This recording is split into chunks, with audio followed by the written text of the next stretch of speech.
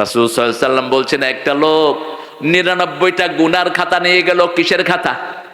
মাদ্দা বাসারিহি, যদ্দূর তার দৃষ্টি যায়, এক একটা খাতা এত লম্বা। সবগুলো খাতাতে কি আছে? কি আছে?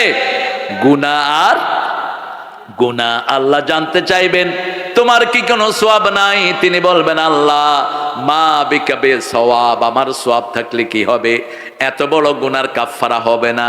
আল্লাহ বলবেন, তুমি স্মরণ করো, এমন একটা আমল তোমার আছে ছোট্ট চিরকুটে, এই 99 গুনার খাতা খুব হালকা হয়ে যাবে, তুমি মনে করো মনেই করতে পারলো না।